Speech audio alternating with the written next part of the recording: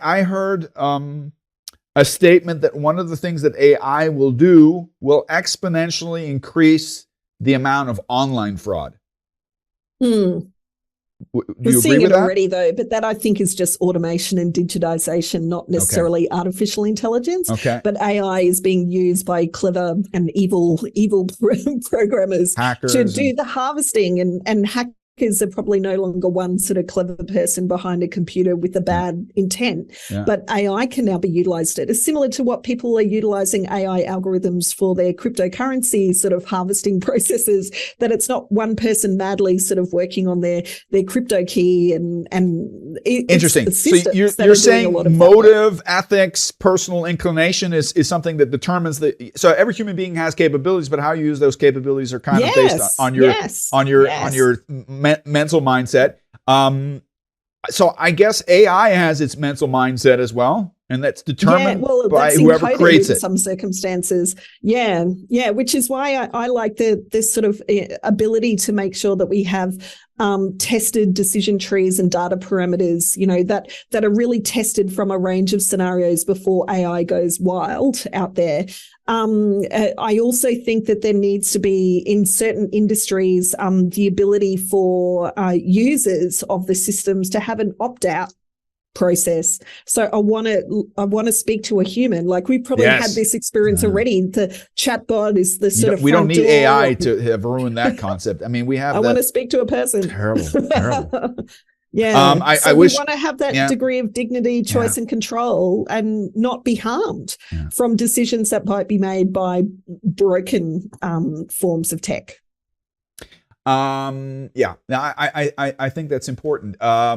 I absolutely disagree with you. I think this whole concept of reducing FTEs or resource power to automate things like online banking is a valuable thing. But at the end of the day, if it's about something that's important, what's funny, I'm going to use a different example here. If you look at, for example, bakeries or supermarkets, you'll notice that they have a logical distribution of locations, because their data tells them that if you're, I don't know, within 200 meters circumference of where you live, you can determine frequency, right? Mm-hmm. Which I think the point of sales aspect, and more important than the point of sales aspect, is the human interaction, is something that we cannot forget. I think if you look at how most banks are developing, I sometimes have the feeling that they're trying to get rid of everybody that works for them. But quite honestly, I wouldn't feel comfortable having a bank as my primary bank if there's nobody I can go to talk to. I was tempted to say to go to complain to. But because I don't think artificial intelligence in many cases or automated systems are good at handling true complaints. Yeah, well, at least because of the sort of nuances that actually happen, isn't it?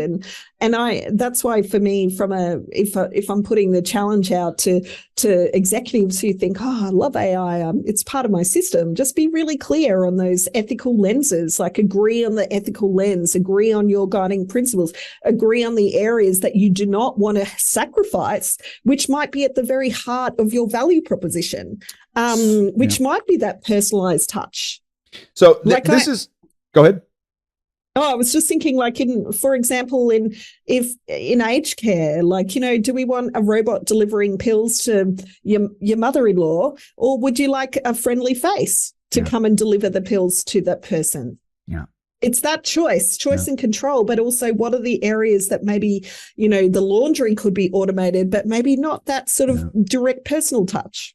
Now, I think what we're hearing, and I think this is the great part of it, is that there is still a huge aspect of self-determination for people and organizations to determine the ethical framework of their AI. Yes. And there's not a lot of regulation yet. Yeah, that's where I'm going. So the question is, because this is, if there's certain cultures that are famous for queuing, right? British cultures or Commonwealth country, they don't know how it is in Australia. They're famous. They know how to queue, right? Mm-hmm. We Americans are kind of second rate. Europeans suck at it. Okay. But that's also historical based on it. But what I'm alluding to is there's a certain temptation of being unethical because in the short term, being unethical gives you a competitive advantage. Mm-hmm. That having been said, is there any safeguard to the quality of ethics framework or foundational concepts that companies give their AI? Is there, because I can't imagine that there's any regulatory board, and if we look at history, governments are terrible when it comes to dealing with legal issues in the internet. Mobbing, cyber mobbing. They're way behind the curve. Yeah. How are we looking for AI? Is there any hope of regulation? Do we want it? What form of regulation would there have to be? Yeah, well, I think there needs to be some, and I know that the United Nations have put forward various principles and positions, and then a number of countries who are trying to grapple with this option are starting to put in forms of at least policy, which may not necessarily be legislated or regulated. I think there's a strong onus on those who create these machines and create AI to make sure that right from the source of whoever creates it, they have very strong ethical parameters in place, even just around the design of AI being good for humanity, as well. So at the moment, because of that, not one owner of this process, and because we've got national sovereignty and multi-layered governance that exists, and these large groups like OpenAI,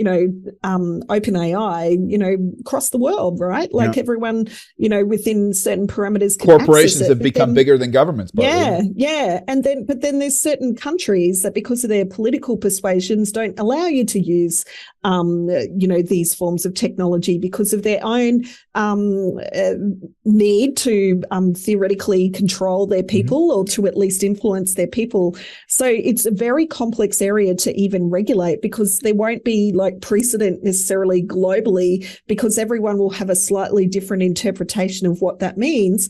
And also, in terms of the take-up of AI, the ability to pay for experimental artificial intelligence, this takes money, takes time, takes things that many people at the moment, like affordable housing is a massive sort of issue in Australia at the moment, and AI is not going to solve that. Yeah. Okay. Broader economic agendas and our climate crisis, and so there'll probably be national legislation that needs to be created. Then there'll be kind of either from the UN or there'll be some kind of collaborative. I think that's something that is still in the mix and will probably evolve. Yeah, a bit like how various international tenants are signed up by various signatory countries. Yeah. It will probably end up being something a little like that, and then some interpretation locally. But there's still these companies that sort of work, between the layers, and that's where the danger will come.